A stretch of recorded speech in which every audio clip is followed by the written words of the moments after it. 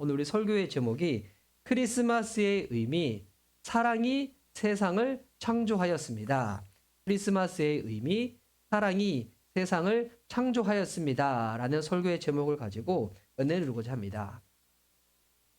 요즘 미디어에서 자주 듣는 단어 중에 하나가 뭐냐면 도파민이라는 단어예요. 도파민. 여러분도 요즘 미디어에서 많이 들어보셨죠?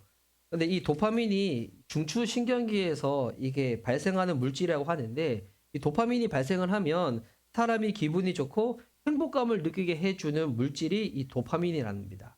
그래서 이 도파민이 정상적으로 분출이 돼야지 우리가 건강하고 밝게 생활할 수가 있는데, 이게 정상적으로 분출이 안 되면 우울증이나 조현병이나 파킨슨병처럼 사람이 다운되기도 하고, 근데 이게 역으로 극으로 해가지고 도파민이 너무 많이 분출돼서 이것이 중독이 돼 버리면 일상생활에 집중이 잘 안 된다고 합니다. 요즘 우리나라도 참 이게 마약 때문에 시끌시끌 하잖아요. 마약이 무서운 이유가, 마약을 취하면 도파민이 정상적인 이 수치보다도 뭐 몇십 배, 몇백 배 이렇게 분출이 된대요. 그래서 마약을 접한 사람들은 일상에서 누리는 소소한 재미들을 이제 그다음부터는 아무런 반응을 못하게 돼버린다는 거예요. 또한 요즘 이렇게 뭐 쇼폼이나 영상들, 우리 또 뭐 젊은 사람들뿐만이 아니라 많이들 보시잖아요. 그것도 요즘 좀 이렇게 시간을 정해서 봐야 될 것이 뭐냐면, 그거를 보게 되면 도파민이 너무 많이 분출이 돼서 그다음부터 뭐 긴 이 책이나 뭐 영화 같은 거를 보지 못하게 된다는 거예요. 그래서 이 모바일 콘텐츠나 자극적인 것을 접하다 보면, 아니면 하여튼 이 몸에 문제가 생기다 보면 도파민이 중독이 돼가지고 일상에서 누릴 수 있는 즐거움과 행복을 느끼지 못하게 된다고 하는데, 요즘 또 이 도파민을 얘기하다 보니까 요즘 최근에 또 어떤 얘기가 듣냐면, 사랑에 대해서 이야기를 들을 때 이 사랑이 뇌에서 나오는 도파민에 의한 화학작용에 불과하다고 말하는 사람들이 있어요. 네. 혹시 여러분 그렇게 생각하세요? 사랑을 그렇게 생각하세요?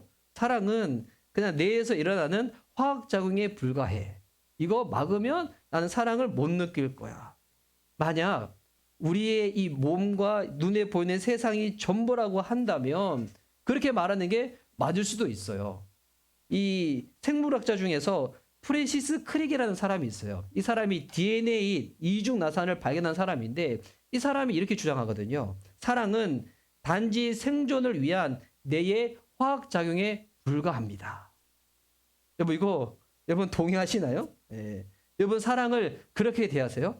우리 부모가 자녀를 대할 때, 아니면 이성 간에 대할 때 내가 마음이 잠깐 뭐 떨리고 심쿵한다. 그럴 때, 이거는 뇌에서 나오는 화학작용에 불과해. 이거는 아무것도 아니야. 이렇게 대하세요? 이거는 신앙이 없는 사람도 사랑을 이렇게 대하지 않아요. 사랑의 중요성에 대해서 이렇게 작게 생각하지 않습니다. 과학으로 설명되는 것에 어떤 것도 받아들이지 않는 사람들이 있잖아요. 나는 과학으로 설명되지 않으면 나는 그거 미신이라 생각해. 그거 없다고 생각해. 그래서 하나님이라는 존재, 신앙도 과학으로 설명이 안 되기 때문에 그건 없는 거야 라고 말하는 사람들 있잖아요. 근데 그런 사람들도 사랑을 이렇게 대하진 않을 거예요. 그 사람들도 사랑하는 가족이 있고, 사랑하는 자녀가 있고, 사랑하는 누군가 있을 건데, 그 사람들과 만날 때 이거 화학작용이야, 이 호르몬 작용이야, 이거 아무것도 아닌 거야 라고 말하는 사람 없을 거예요. 대부분 사람들은 그래서 이걸 보면 머리랑 가슴이 다르게 말하는 거예요. 머리로는 과학적으로 인정되지 않는 것들은 이거는 현실에서는 없는 거야. 그래서 신앙이든 미신이든 다 없는 거야. 그런데 가슴으로는 사랑을 또 그렇게 이야기하지는 않거든요. 그럼 이거 머리와 가슴이 따로 노는 이거 어떻게 해야 될까? 이것에 대해서 도움을 주는 게 뭐냐면 크리스마스예요. 크리스마스. 이 크리스마스가 머리와 가슴을 일관되게 만들어요. 동일시하게 만들거든요. 우리의 뇌가 만약에 그렇게 말하고 나의 가슴이 그렇게 말한다면 오늘 이 크리스마스가 해결을 해줄 겁니다. 어떻게 해결을 해주는가? 이 크리스마스는 사람이 단지 뇌 속에서 작용하는 화학작용이 아니에요. 이 세상보다 먼저 존재했고, 이 세상을 창조했고, 또한 구원하고 있다고 말하는 것이 크리스마스거든요. 크리스마스. 그게 어디에 써 있냐? 그게 써 있는 성경 구절이 오늘 우리가 함께 읽었던 이 요한복음에 나와 있습니다. 이게 요한복음에도 나와 있고요. 요한 1서에도 나와 있고, 이 요한복음에 보면 그 뒷부분에도 계속 나와요. 뭐 5장, 17장에도 계속 말하고 있는 내용이거든요. 이 사도 요한은 다른 성경의 어떤 저자보다도 무엇에 관심이 많았냐면 삼일체에 대해서 관심이 많았어요. 이 삼일체를 집중적으로 설명하고 있는데 오늘 아까 읽었던 1장 1절에 이렇게 시작하고 있죠. 태초에. 이게 뭐 말하자면 시간이라는 것이 있는데 시간이 시작되기 전에 뭐가 있었다는 거예요? 말씀과 아버지가 계셨다는 거예요. 성자 하나님과 성부 하나님이 함께 계셨다는 거예요. 시간이 있기 이전부터 함께 계셨다는 거예요. 1장 1절만 제가 한번 읽어볼까요? 태초에 말씀이 계셨다. 그 말씀은 하나님과 함께 계셨다. 그 말씀은 하나님이셨다. 여러분 이거 어렵지 않죠? 시간이 있기 전에, 시간 또 피조물인데 시간이 있기 전에 누가 있었던가? 우리 말씀이신 성자 하나님 또한 아버지 되시는 성부 하나님이 함께 하셨다는 거예요. 모든 다른 종교는 신은 일종의 뭐 힘이거나 세상을 창조한 단일 인격체라고 말하고 있어요. 아시다시피 근데 여러분 사랑은 혼자 할 수 있어요? 사랑은 혼자 못해요. 사랑을 하려면 최소한 2명 이상이 있어야 되죠. 그래서 모든 다른 종교는 신이 비인격적인 힘이거나 아니면 세상을 창조한 단 한 명의 인격이라고 얘기합니다. 그러면 사랑은 언제 만들어진 거예요? 세상이 창조되고 난 다음에 사랑이 생겼다고 말해요. 다른 종교는. 그런데 기독교는 그렇게 말하지 않아요. 성경은 그렇게 말하지 않아요. 하나님은 그분 자체로 되게 재밌는데 이미 공동체세요. 이게 삼일체거든요. 그리고 이게 사랑이라고 말하고 있습니다. 하나님은 한 분이신데 그 한 분 안에 세 위격이 있어요. 이거를 이제 좀 쉽게 이해하려면 인격이라 말해도 되는데 우리 하나님은 하나님이시니까 위격이라 말하고 있습니다. 하나님은 한 분이신데 그 안에 세 위격이 항상 같이 존재하고 있어요. 근데 이 세 위격이 서로를 알고 서로를 사랑하고 영원한 시간을 보내고 있는 거예요. 이 말이 이제 무슨 말일까요?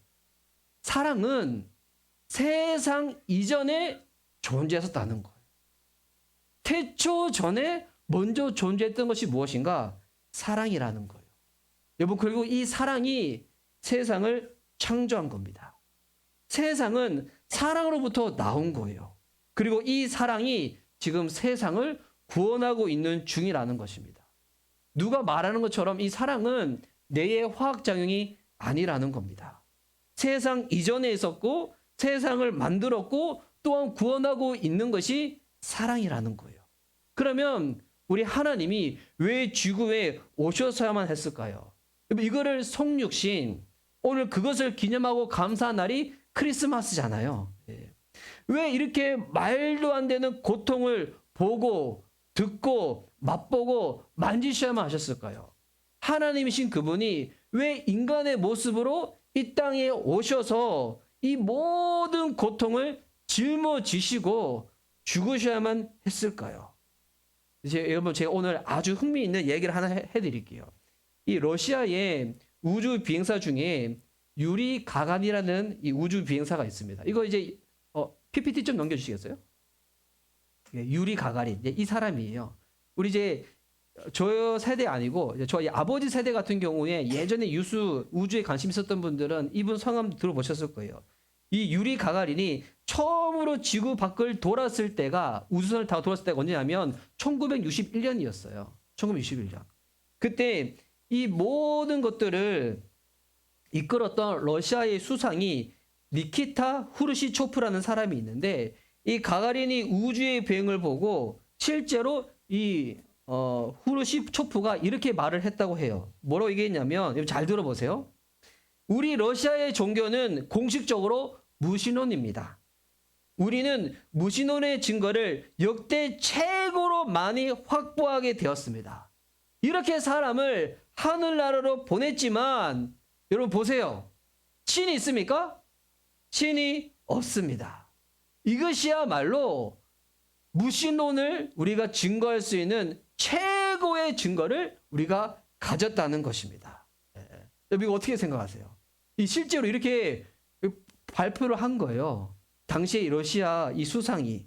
근데 그때 그 시절에 또한 영국에 누가 살고 있었냐면 여러분 잘 아는 C.S. 루이스가 살고 있었어요. C.S. 루이스. C.S. 루이스 아시죠? 나니아 연대기 있으신 분.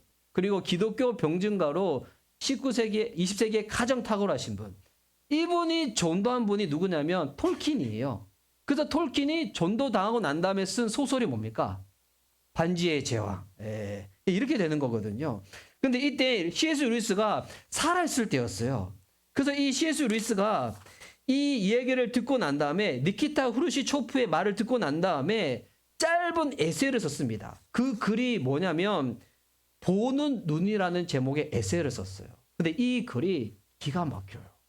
이 글이 어떤 내용이냐면 자, 내용이 이렇습니다. 여러분 모두 한번 잘 생각해 보세요. 만약 하나님이 존재한다면 1층에 사는 사람이 2층에 사는 사람을 만나듯 하나님을 뵙지는 못할 것입니다.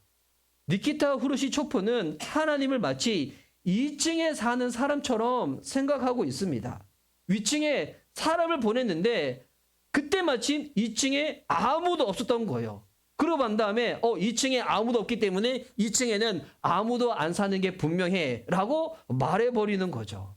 여러분 한번 생각해 보세요. 만약 하나님이 존재한다면 2층에 사는 사람이 3층에 사는 사람을 만나듯이 그분을 만나고 그렇게 관계 맺을 수는 없을 것입니다. 오히려 이것은 셰익스피어가 햄릿을 만나는 것과 비슷하다고 봐야 됩니다. 여러분 알죠? 셰익스피어. 햄릿은 우리 세계 최고의 이 문호 작가잖아요. 셰익스피어가 햄릿을 창조했습니다. 햄릿이 셰익스피어에 대해서 알 수 있는 유일한 방법은 셰익스피어가 연극 속에 자기 자신을 적는 것밖에 없습니다. 햄릿이 스테이지 위에 지붕 위에 올라가서 연극의 지붕 위에 올라간다고 해서 셰익스피어 만날 수 있을까요? 못 만나죠. 오직 셰익스피어가 말하자면 이 창조주가 자신을 피조물한테 드러내는 것만이 이 햄릿이 셰익스피어를 만날 수 있는 유일한 방법이라는 겁니다. 이야, 여러분 이 글 기가 막히죠? 기가 막히죠. 그러니까 여러분이 우리 인간이 창조주를 만날 수 있는 유일한 방법이 뭔지 알아요? 창조주를 알 수 있는 유일한 방법, 창조가 만드신 그 세계 안에, 이 연극 안에 스스로를 드러내는 거예요. 이게 C.S. 루이스가 말하는 거거든요. 하나님이 우리를 만나주시는 방법, 우리가 하나님을 알 수 있는 유일한 방법, 하나님이 만드신 이 세계 속에 당신을 집어넣으시는 겁니다. 그래서 하나님은 단지 단지 이 정보를 제공해주는 수준을 넘어서서 더 놀라운 일을 하신 거죠. 그가 만드신 세상 속으로 자신이 들어오신 거예요. 들어오신 거예요. 여러분 또 재밌는 이야기가 있는데 이 추리소설 작가 중에 도로시 세이어즈라는 여성 작가가 있어요. 이분도 사진이 준비되어 있어요. 네. 도로시 세이어즈. 혹시 추리소설 좋아하시는 분들 있어요? 이분 되게 유명하신 분이신데 이분은 옥스퍼드 대학을 여성으로 처음으로 졸업한 사람입니다. 이 소설 작가로 되게 유명한데요. 근데 이 분이 만든 이 가장 유명한 캐릭터가 누구냐면 피터 웸지 경이라고 있어요. 이 소설의 주인공이 피터 웸지 경이에요. 예. 이 피터 웸지 경은 귀족인데 이 미궁의 사건을 해결하는 귀족인 거죠.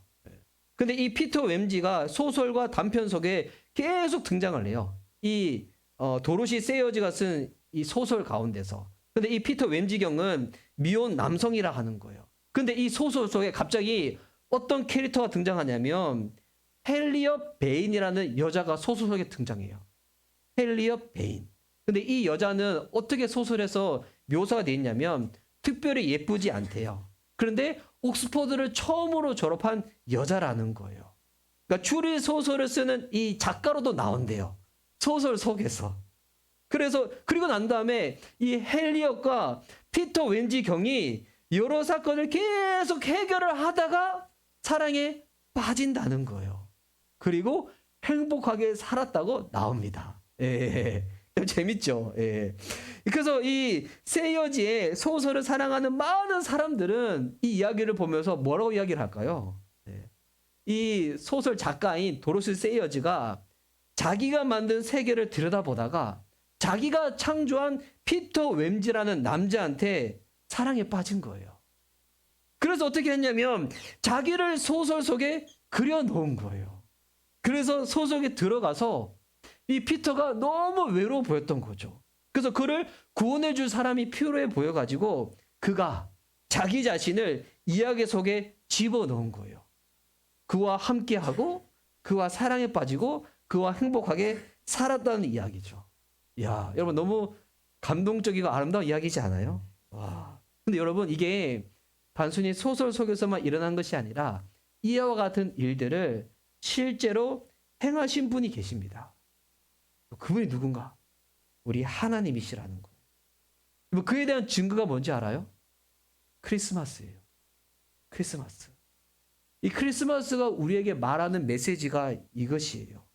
이 세상과 우리를 창조한 그 사랑이 우리가 타락하여 우리는 자기 마음대로 그렇게 살게 되었음에도 불구하고 이 세상의 메인 캐릭터가 우리 인류잖아요. 우리 인간이잖아요. 인류를 바라보시면서 안타까워하시는 그 하나님이 우리를 사랑하셔가지고 결국 이 세상 안에 이 세상이라는 영역 안에 자신을 집어넣으신 거예요. 창조된 세상 안으로 주님이 들어오신 거예요. 뭐 그날이 뭔지 알아요? 크리스마스예요. 크리스마스. 예. 그분이 우리의 삶 속에 들어오셔가지고 우리를 구원하시기 위해서 우리를 사랑하셔서 죄 가운데 우리를 건져내시기 위하여 우리에게 오신 그날. 그래서 예수님이 구유에 태어나셔야만 했던 것입니다. 그리고 우리가 살아야 했던 그 삶을 대신 다 사시고 우리가 겪어야 될 그 고통과 죽음을 대신 다 겪으셔서 우리를 구원하시기 위하여 오신 겁니다. 여러분 누군가 한쪽이 잘못된 일을 저질러서 이제 그 관계에 벽이 생기잖아요.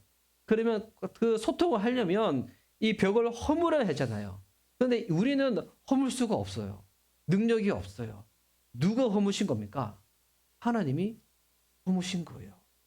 우리가 하나님께로 나올 수 있도록 그분이 벽을 허무신 거죠. 누군가 사랑이 도파민이라 얘기합니다. 뇌의 화학장애라 얘기합니다. 여러분 결코 그렇지 않습니다.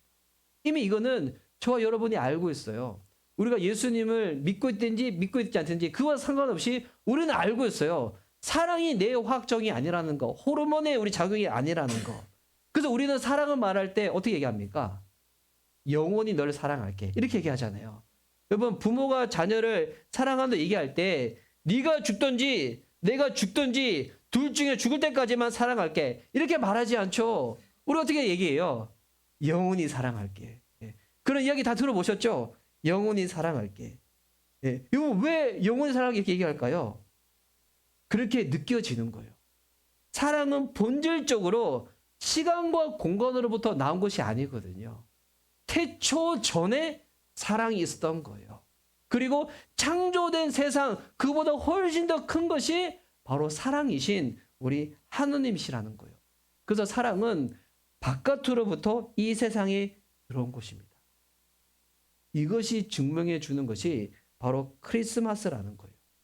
지금의 이 크리스마스는 기독교 문화권에서 가장 큰 절기 중에 하나가 되어버렸습니다. 이거는 신앙이 있든지 신앙이 없든지 신자든지 비신자든지 마찬가지입니다. 양쪽 다 크리스마스를 지키죠. 예수님 믿는 저와 여러분은 주님이 주인공이라 생각해서 예수님이 주인공이라 생각해서 오늘 예배를 드립니다. 그런데 예수님 안 믿는 사람들도 크리스마스를 즐깁니다. 이 절기를 지킵니다. 길거리 나가면 오늘 또 이렇게 밖에 눈이 뽀송뽀송 내리고 있고 또 저녁이 되면 반짝거리는 불빛으로 정말 마음 따뜻한 이런 축제가 되어 버렸잖아요. 가족끼리 모이기도 하고 가까운 이들과 어려운 처지 노인 이웃들에게 베푸는 시기이기도 하고 저도 오늘 저녁에 제 아내랑 따로 시간을 보내려고 좀 준비했거든요. 예. 우리 송종민 사모님 크리스마스 이렇게 찬양 이게 콘서트가 있는데 개척교회 목회자들을 오늘 초대해서 하신다고 하셔가지고 제가 응모했더니 제가 됐어요. 예, 그래서 오늘 애들 두고 저랑 송사모만 가려고요. 하는데 하여튼 뭐 이렇게 지금 많은 사람들이 크리스마스를 즐기는데 이 성탄절에 이제 상업석을 배제하기란 이제는 불가능한 지경이 되어버렸죠. 이 세상은 앞으로도 이 크리스마스를 세속절기로 계속 즐길 겁니다. 그러다 보니까 점점점 사라지고 있는 이름이 있죠. 예수님이 크리스마스에 사라지고 있어요. 근데 안타까운 것은 예수님 안 믿는 사람들이 그렇다고 치더라도 예수님 믿는 하나님의 자녀들도 예수란 이름을 성탄절에 자꾸 지어버리고 있어요. 예.